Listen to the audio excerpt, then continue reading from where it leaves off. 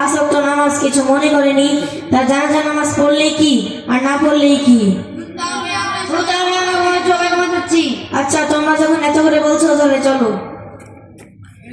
আচ্ছা, তোমরা সবাই আমাকে একটা কথা দাও, তোমরা কোনোদিন নামাজ ছাড়বে না? প্রত্যেক দিন পাঁচ ওয়াক্ত নামাজ জামাতের সহিত আদায় করবা? আচ্ছা, আমি যে তোমাদের সবাইকে নামাজের ব্যাপারে যদি হাদিস বললাম, তারপর তোমার সবার অনুভূতি কি, তোমার নিয়ত কি? হুজুর, আমার বাড়ির সামনে একটি মসজিদ তৈরি করব। নিয়ত কি? হুজুর, আপনি যে হাদিস শোনালেন তারপরে কি নামাজ ছাড়া যায়? আপনার নিয়ত কি? আমার তো বিশাল নিয়ত, আমার বাড়ি থেকে মসজিদ অনেক দূরে, সেই জন্য আমার বাড়ি গিয়ে মসজিদের কাছে আসবো। আপনার নিয়ত কি? হুজুর, খাওয়া দাওয়া সেরে দেবো, তারপরে নামাজ ছাড়বো না। হুজুর, আমি নিজেও নামাজ পড়বো, আমার বাবা মা আত্মীয় স্বজনদেরকেও নামাজ পড়তে বাধ্য করবো।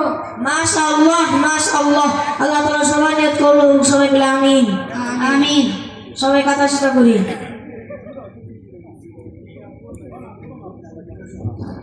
জানাজার নামাজের নিয়তটা বলে দিই।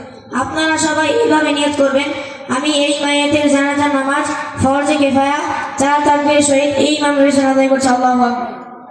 আমাদের যে সকল ছাত্র ভাইরা নাজার এবং হিফজ বিভাগের সবক নেবেন তারা স্টেজে চলে আসবেন ইনশাআল্লাহ। জানাজা নামাজের পরেই আপনাদের সবক দেওয়া হবে ইনশাআল্লাহ। খুব দ্রুত স্টেজে চলে আসেন।